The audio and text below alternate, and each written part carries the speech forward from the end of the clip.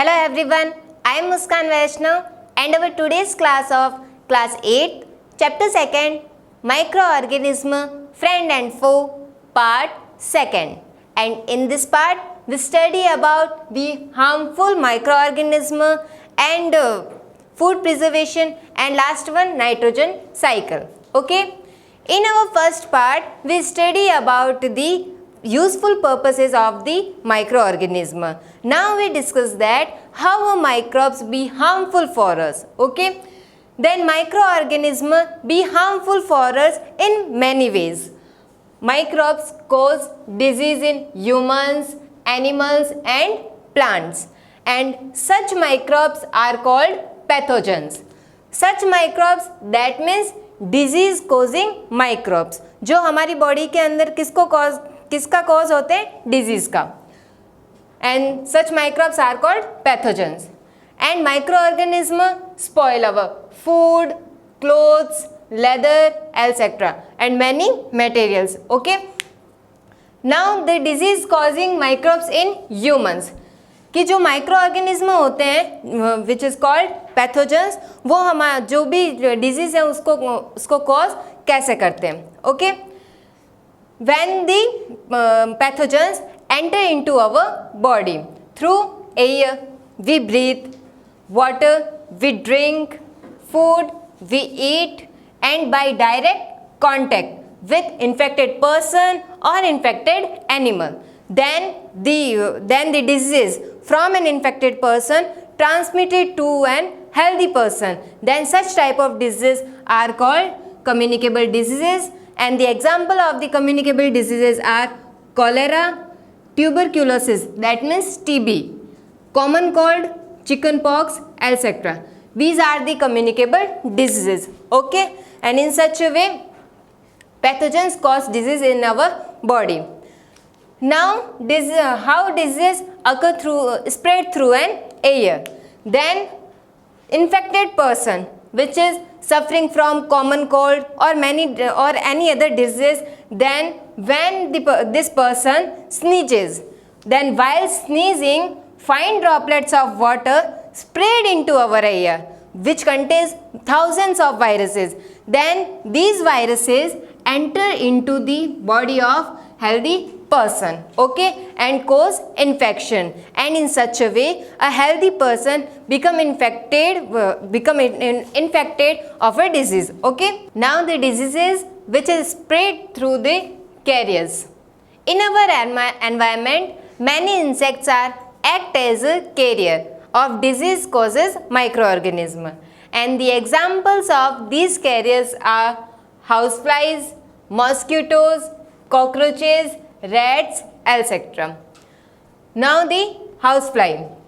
When the flies sit on the garbage or animal excreta, then the pathogens stick to their bodies, and when they sit on the uncovered food, then these pathogens transfer, and in such a way a healthy person becomes sick due to the consumption of contaminated food. And the female Anopheles mosquito is a carrier of parasite of malaria, and the female Aedes mosquito is a carrier of dengue virus. Now we discuss that which disease is occurred due to which type of microorganism. Then the diseases which is caused due to the viruses are common cold, chickenpox, rabies, smallpox, measles, polio, etc. And the diseases which is caused due to bacteria are cholera, typhoid, tuberculosis, plague, diphtheria and anthrax. And the diseases which is caused due to protozoa are malaria, dysentery and sleeping sickness. And the disease which is caused due to fungi are skin diseases. Now some of common diseases which is caused due to microbes in humans and their mode of transmissions and preventive measures. And the first disease is cholera, which is caused due to bacteria, and typhoid, which is caused due to bacteria.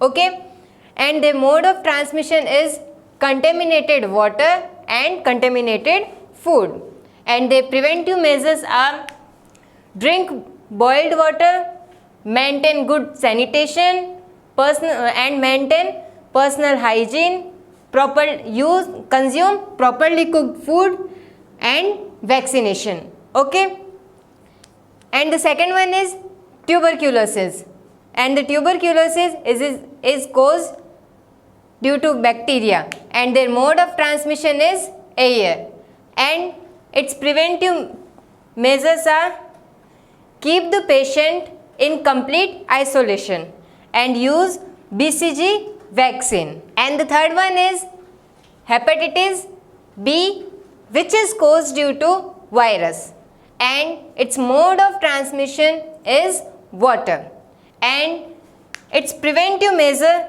is drink boiled water and use vaccination. And the fourth one is polio, which is caused due to virus, chickenpox, which is caused due to virus, and measles, which is also caused due to virus. And the mode of transmission are air, water, and physical contact.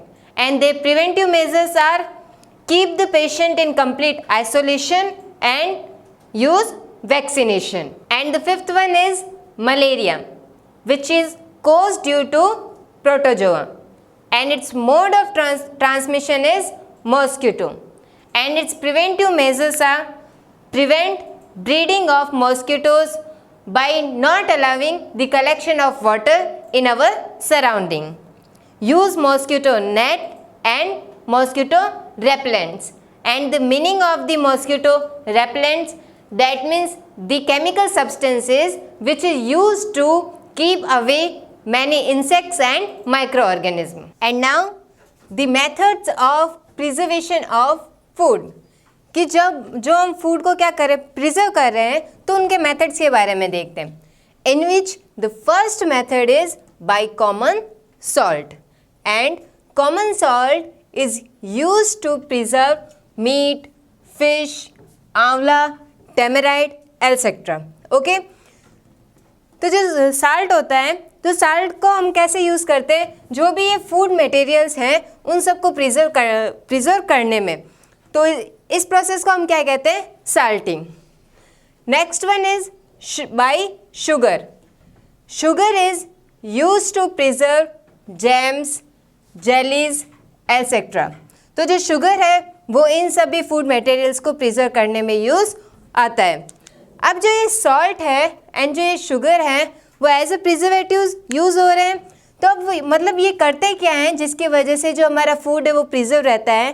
तो इन सबको है ना, इन food materials के साथ में add करने से क्या होता है कि जो माइक्रो ऑर्गेनिज्म जो भी प्रेजेंट होते हैं इनके अंदर, उनकी जो भी ग्रोथ है उसको क्या कर देते हैं, ये साल्ट एंड शुगर उसको रिड्यूस कर देते हैं, जिसकी वजह से जो माइक्रो ऑर्गेनिज्म है वो हमारे फूड को स्पॉइल नहीं कर पाते.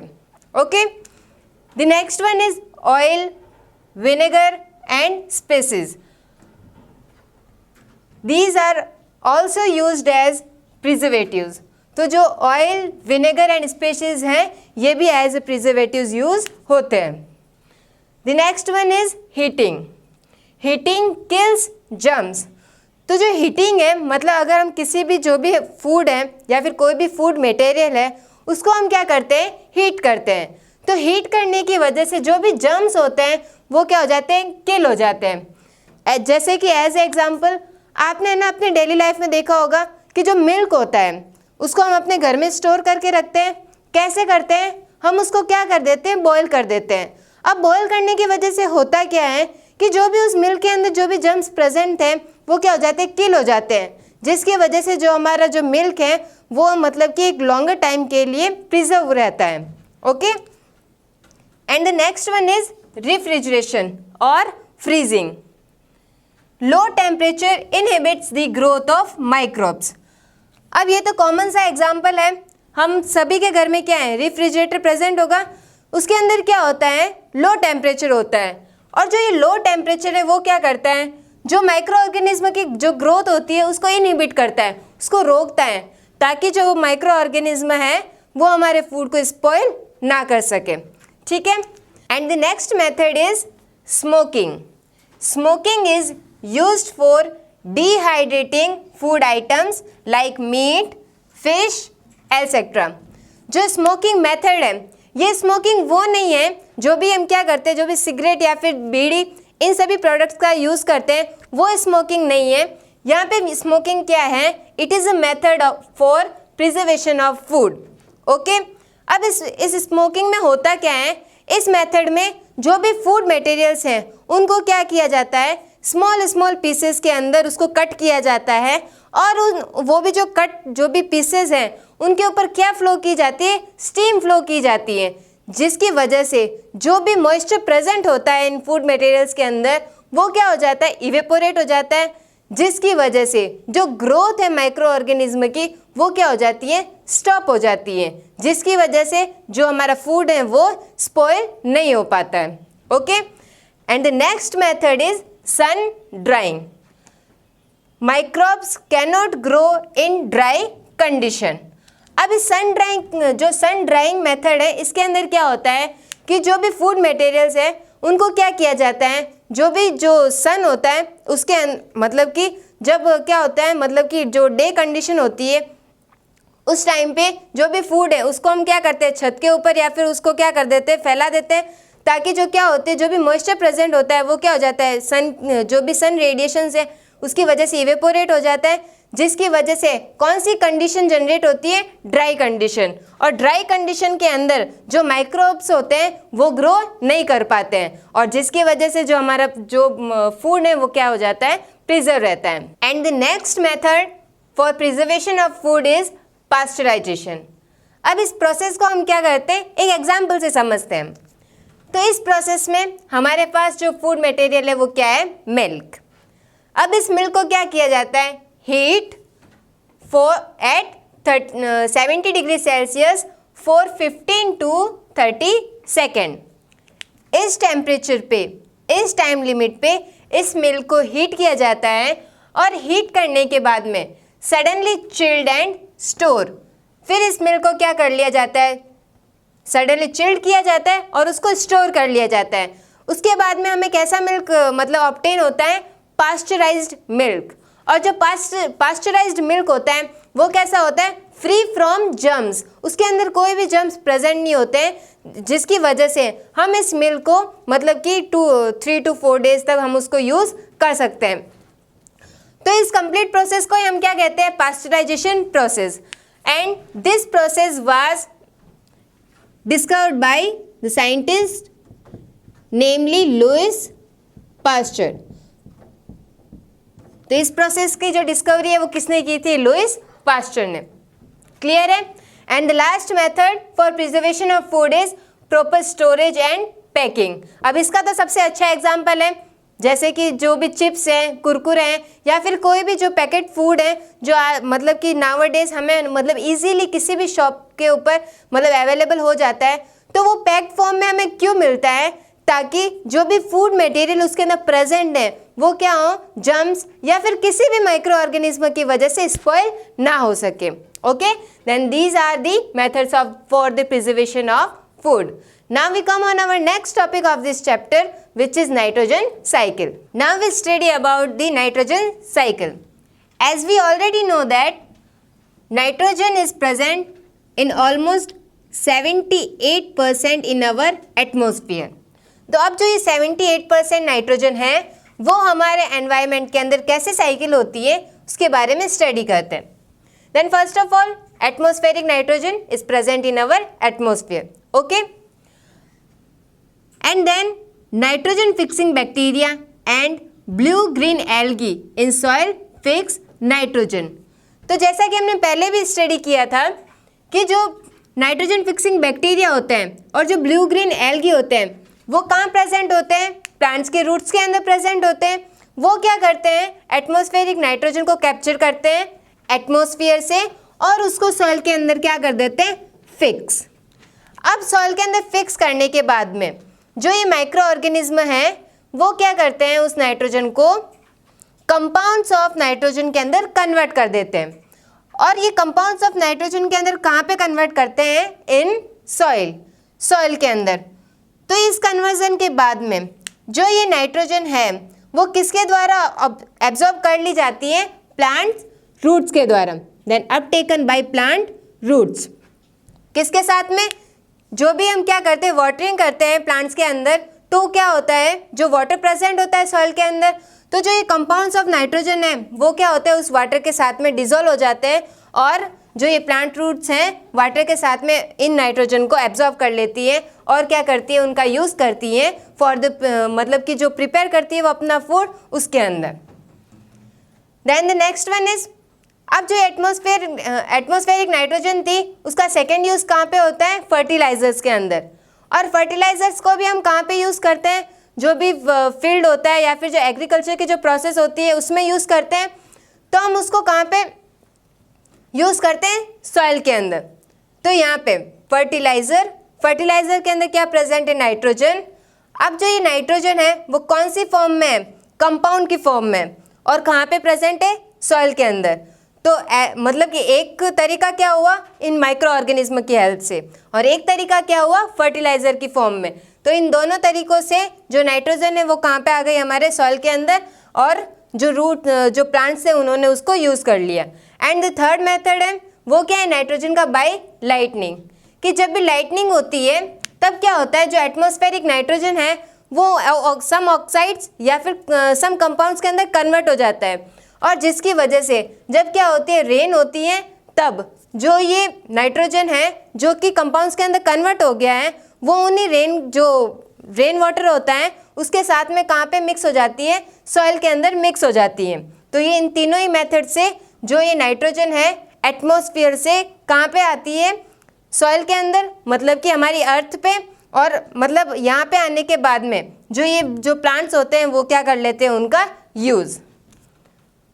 और नेक्स्ट मेथड क्या है कि जो एनिमल्स या फिर ह्यूमन प्रेजेंट होते हैं अर्थ पे, ठीक है, तो जो एनिमल्स एंड ह्यूमंस हैं उनके जो नाइट्रोजनस वेस्टेज होते हैं फ्रॉम एक्सक्रीशन और एंड डेथ, मतलब कि एक्सक्रीशन की प्रोसेस या फिर डेथ की वजह से जो भी एनिमल्स एंड ह्यूमंस के जो भी नाइट्रोजनस वेस्टेज होते हैं वो भी किसके अंदर मिक्स हो जाते हैं, सॉइल के अंदर। जैसे कि हमने पढ़ा था कि एनिमल्स, ह्यूमंस या फिर प्लांट्स की डेथ के बाद में जो माइक्रो ऑर्गेनिज्म होते हैं क्या कर देते हैं, उनकी डेड बॉडी को डीकम्पोज कर देते हैं, और डीकम्पोज करने के बाद डीकम्पोज करने की जो प्रोसेस होती है उसके अंदर जो भी ये नाइट्रोजनस वेस्टेज होते हैं वो किसके साथ में मिक्स हो जाते हैं, सॉइल के साथ में, और इस सॉइल के साथ में मिक्स होने के बाद में ये कौन यूज़ कर लेता है, इनको, प्लांट। ठीक है, तो ये कंप्लीट क्या है, नाइट्रोजन साइकिल। तो इस तरीके से जो एटमॉस्फेरिक नाइट्रोजन है वो यूज़ की जाती है प्लांट्स के द्वारा, और जो प्लांट है जो इस एटमॉस्फेरिक नाइट्रोजन का यूज़ करते हैं, और मतलब इनडायरेक्टली वो हमारे भी क्या करती है, जो भी हमारी रिक्वायरमेंट है नाइट्रोजन की उसको भी फुलफिल करते हैं। There are some examples of bacteria which convert elemental nitrogen form into compounds of nitrogen, in which the first one is decay bacteria. These bacteria break down dead remains and animal wastage, releasing ammonium compounds into the soil, and this process is called ammonification.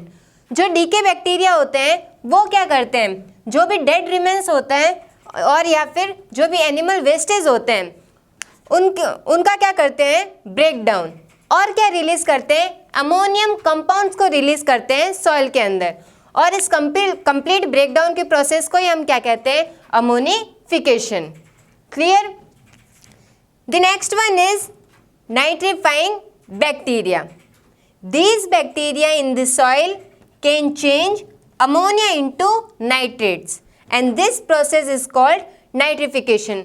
जो nitrifying bacteria होते हैं वो क्या करते हैं कि जो भी सॉइल के अंदर जो अमोनिया होता है उसको किसके अंदर कन्वर्ट कर देते हैं, नाइट्रेट्स के अंदर, और इसी जो ये प्रोसेस है इस कन्वर्जन की उस प्रोसेस को हम क्या कहते हैं, nitrification. And the next one is nitrogen fixing bacteria. इसके बारे में आपको याद हो तो हमने पहले भी स्टडी किया है, जब हमने यूजफुल पर्पसेस पढ़े थे माइक्रो ऑर्गेनिज्म के, उसके अंदर जो सेकंड पॉइंट था इंक्रीजिंग सॉइल फर्टिलिटी, उसके अंदर हमने इस बैक्टीरिया के बारे में स्टडी किया था। जो नाइट्रोजन फिक्सिंग बैक्टीरिया होते हैं वो क्या करते हैं, these bacteria are found in the soil and convert the atmospheric nitrogen into compounds of nitrogen. Okay, then these are some examples of the bacteria which convert the elemental nitrogen into compounds of nitrogen. और इसी के साथ में जो हमारा second chapter है class 8 का वो यहाँ पे फिनिश होता है। Thank you.